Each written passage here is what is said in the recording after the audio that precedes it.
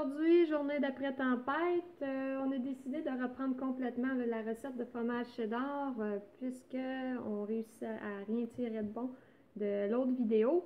On n'entendait absolument rien, ça bougeait, on avait l'impression d'être sur un bateau en pleine tempête. Donc, j'ai déjà pris un petit peu d'avance pour la température de mon lait qui est à 30 degrés. La recette de base va être la même que celle de cheddar, fromage en grains. Pour ceux qui n'ont pas vu la vidéo de fromage en grains, je vais répéter la recette. Donc, vous allez avoir besoin d'un 4 litres de lait, de culture mésophile type 2, de présure, puis de chlorure de calcium pour ceux qui font le lait à partir de lait pasteurisé à l'épicerie, surtout vont en avoir de besoin. Pour les besoins de la cause, là, aujourd'hui, on va en mettre, mais en général, j'en ai pas besoin puisque je fonctionne avec du lait cru, puis ça donne quand même des très très bons résultats. C'est tous des produits que je me procure chez Glengarry Cheesemaking. C'est des gens super sympathiques. J'aime bien cette place-là, même si je sais qu'il y a quelques endroits au Québec là, qui vendent des produits. Moi, j'ai toujours fait affaire avec Glengarry, puis je ne changerai pas pour rien au monde. Donc, mon lait est rendu à 30 degrés. Comme avec le fromage en grains, on va retirer le chaudron du feu. Oh, le caméraman a de la misère. Oui! Puis je vais mettre un quart de cuillère à thé. Je suis quand même un petit peu proche. On va le laisser sur le rond. Voilà. On va mettre un quart de cuillère à thé de mésophile type 2. On va s'arranger pour saupoudrer là, le plus possible à la surface pour pas que ça s'agglutine tout en motons. Tu vois, il y en a là des motons. Puis on va laisser ça se réhydrater pendant au moins 2 minutes. Puis après, là, on va mélanger tranquillement avec la cuillère pendant au moins 1 minute. Donc on se retrouve dans 2 minutes. Oh, c'est parti! Donc c'est ça, je vais brasser comme ça.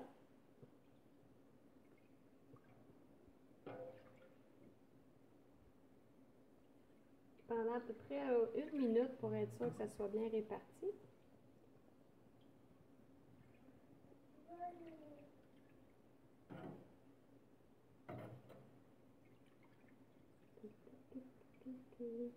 Maman fait de la musique de fond.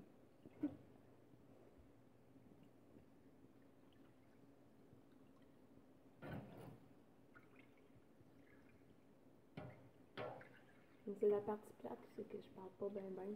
Oui, c'est pour ça que tu fais de la musique de fond.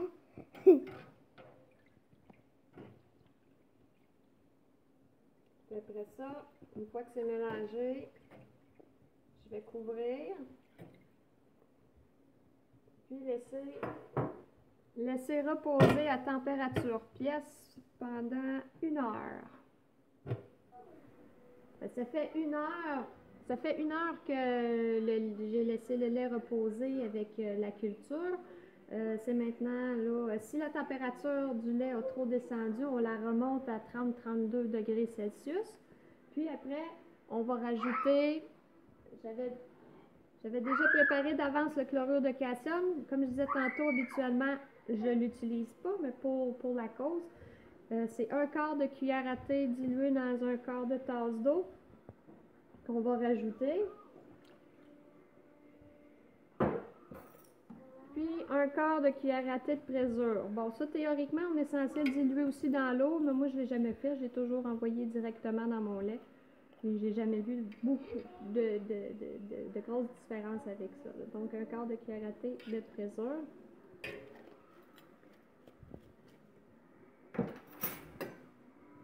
Puis on va brasser un poil de chien. Ben voyons là. Puis on va brasser le tout pendant environ 30 secondes, mais vraiment pas plus que 30 secondes. De toute façon, après ça, passer 30 secondes, le lait va déjà commencer à se solidifier.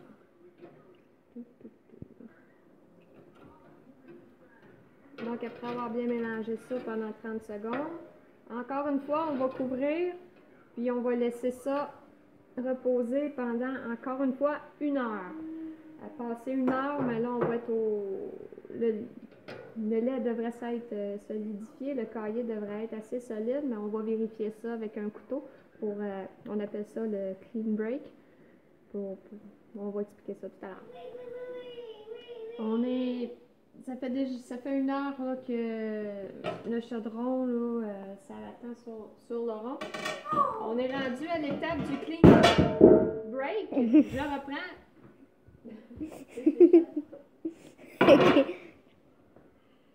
Bon, prise 2. On est rendu à l'étape du clean break. Ça fait 1 heure qu'on attend que le cahier se fasse, le gel se fasse. Donc, on prend un couteau. Puis là, on va aller le planter dans le gel. Puis, on va être sûr que ça va être prêt quand il va ressortir propre et que le cahier va quand même se tenir. Vous voyez, là, il se tient quand même. Donc, à partir d'ici, quand que je faisais du fromage en grains, j'en fais pas de cas, je mettais la cuillère, je faisais le cahier avec une cuillère. Pour le cheddar, je vais vraiment le découper en cubes d'à peu près, disons, 3/4 de pouce. Ça, l'idée ici est bien simple là-dedans, c'est pour tenir l'humidité. Il ne faut pas que mon fromage se dessèche trop.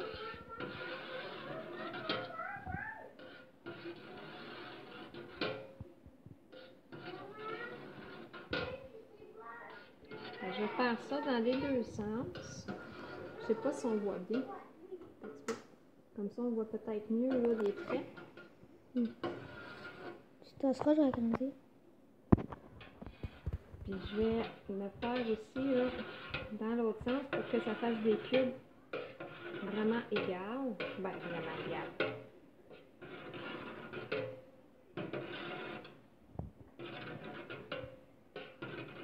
On s'entend que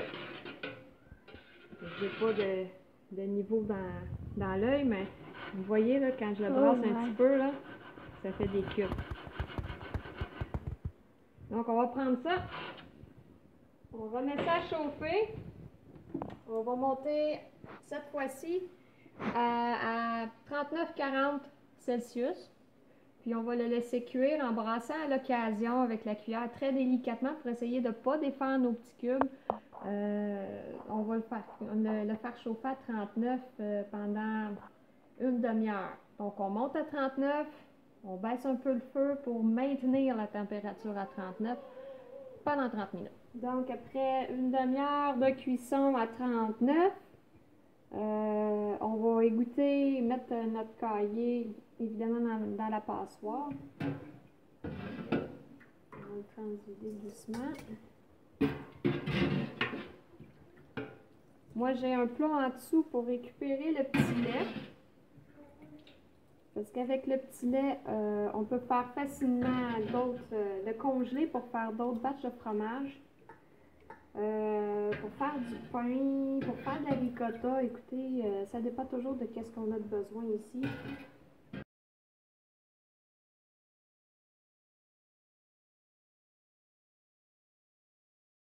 Puis, on va égoutter le cahier pendant un bon, je dirais un bon 2 heures. Puis, on va le flipper. En fait, c'est ça. Là, je vais retourner mon cahier dans mon chaudron. Puis, comme je disais, je vais retourner le petit lait que j'ai récupéré dans le chaudron. Ça va me servir pour garder mon cahier à 39 pendant 2 heures, le temps qu'il s'égoutte. Ce que je vais me servir, c'est de mon support pour faire des conserves. Je vais le mettre à l'envers dans le chaudron. Puis je vais mettre ma passoire par-dessus. Comme ça. Puis je vais le couvrir avec mon couvert tantôt. Parce que là, Il va falloir venir flipper la masse à peu près aux 15 minutes pendant ces 2 heures-là pour permettre vraiment au petit lait de s'égoutter complètement. Là, si on essaye là, vous voyez, là, c'est pas assez, assez ferme pour le faire. Pour venir la tourner, elle se tient pas encore. Oh, non, elle se tient pas encore assez. Il faudrait que je revienne dans 15 minutes. On prend la masse du mieux qu'on peut, on la retourne, on la remet dans la passoire, on referme le tout. L'important, c'est que ça soit là 2 heures à 39 degrés pour permettre aussi d'évacuer le plus de liquide. Si vous ne pouvez pas vous amancher comme ça, l'autre solution qui s'offre à vous, c'est de mettre ça dans un plat comme celui. Dans un plat là, comme celui là, que j'avais tantôt pour récupérer le petit lait, de remplir l'évier d'eau chaude, puis de mettre dedans, puis de s'assurer que pendant 2 heures, l'eau reste chaude pour pouvoir permettre le fromage de s'affiner. Je vais finir par le dire. Donc, on revient dans 2 heures. Non, attends un petit peu, c'est vrai. Dans 15 minutes. À 1 heure de temps d'égouttage, comme ça, vous allez venir couper la masse en deux, puis piler les deux parties, une par-dessus l'autre, pour permettre une meilleure pression. Donc, c'est ça. Là, c'est vrai, on revient dans 2 heures. Ça fait 2 heures là, qui est après égoutté. Là, on va sortir notre brique. Si vous êtes adepte de fromage non salé, ben, vous l'avez. Le processus s'arrête là. Si vous voulez avoir du cheddar, là, il y a encore quelques étapes à faire. Là, je ne l'ai pas coupé. Je sais que j'avais dit là, qu'après 1 heure, habituellement, on le coupe en deux et on les pile un par-dessus l'autre. Je voulais juste vous montrer que c'était pas si grave que ça si vous ne le faisiez pas. Là. Si vous avez oublié ou c'est pas dramatique, ça va être correct pareil. Donc, pour le fromage cheddar, on va prendre un couteau, puis on va tout se couper encore une fois des cubes.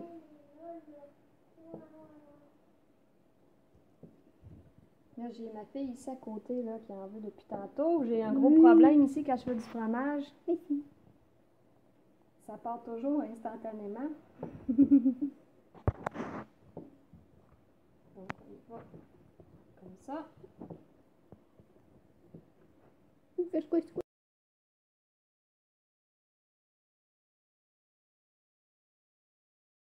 Puis là, on va saler. Moi, j'y vais à peu près au pif. Comme que j'aime le manger.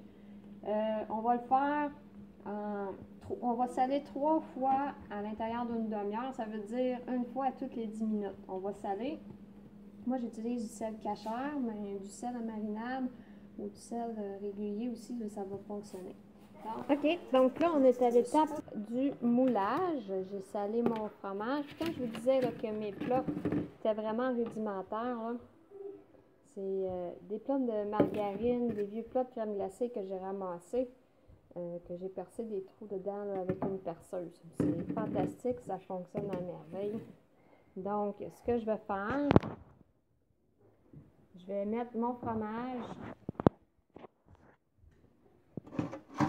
dans mon moule.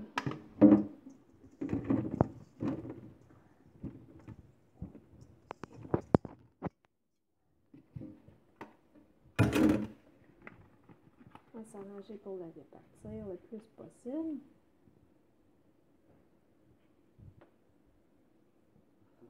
Mon juste de pitou. C'est plate, ça. On va le répartir le mieux possible. Puis, je vais le mettre. On va tourner ici. Encore une fois, moi j'ai installé là, ma grille ici pour. Attends un petit peu, mon grand. Ici pour les marinades. Puis j'ai mis mon plat par-dessus. Ce que j'utilise comme poids, c'est un gallon d'eau rempli. Par contre, ce modèle-là, ici, il y a un fond creux. Pour d'avoir un fromage qui va être uniforme sur le dessus, j'utilise un vieux couvert de crème fouettée que je mets dedans le pot. Je m'assure qu'il touche bien partout. Puis après, je mets mon galon d'eau par-dessus qui va me faire un 10 livres de poids sur mon fromage. Je vais le laisser comme ça à peu près 2 heures.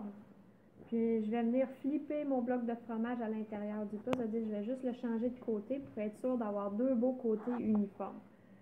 Une fois que je vais l'avoir flippé, je vais remettre mon poids. Puis je vais rajouter du poids supplémentaire là, en utilisant tout ce qui est vraiment pesant. Je mets des gros livres. On peut mettre des haltères, des poids, là, des poids libres. Là. Si vous en avez, là, les plaquettes rondes, vous pouvez les rajouter par-dessus. Tout ce qui pourrait tenir facilement là, en équilibre sans problème. Puis je vais laisser ça là toute la nuit. Donc, demain matin, on va pouvoir vous allez pouvoir avoir le produit fini. Allô? On est au lendemain. Voilà ce que ça donne. J'ai réussi à sauver une partie du fromage là, pour vous montrer le produit fini. On voit que ma fille est partie avec un morceau ce matin pour l'école. Ici, on voit des petites aspérités. C'est parce que j'ai pas très bien réparti mon fromage hier. Il y a aussi que, comme tout le monde, j'ai dû pelleter. Et mon fromage est resté, je dirais, 2 heures de plus qu'il aurait été censé être en égouttage. Donc, ça a donné des morceaux plus secs, ce qui fait que ça l'a peut-être moins bien là, agglutiné. Mais quand on regarde l'intérieur, là, tout est beau. C'est juste esthétique, le problème. Vous allez le faire sécher. Pour le faire sécher, je prends la brique de fromage, puis je l'installe sur des cuillères de bois. L'idéal étant quelque chose exprès pour ça, mais j'en ai pas.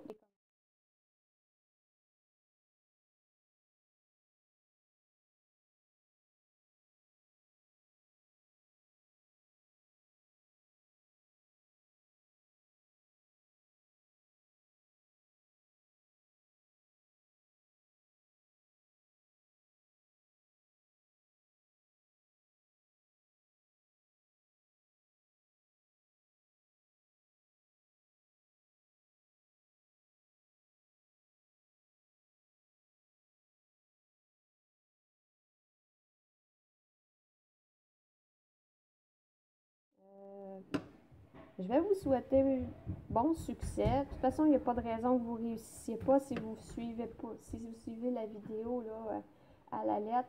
Il y a peut-être des petits gestes que vous allez poser qui vont faire une petite différence, mais ça, moi j'ai appris par essai et erreur. Donc, inquiétez-vous pas, là, j'en ai scrappé des batchs de fromage. On l'a mangé pareil parce que c'est comestible, mais c'était pas toujours bon. Mais n'empêche que avec ce que je vous ai donné comme information, là, vous êtes en business pour faire un bon cheddar. En tout cas, je crois. Donc, c'est ça.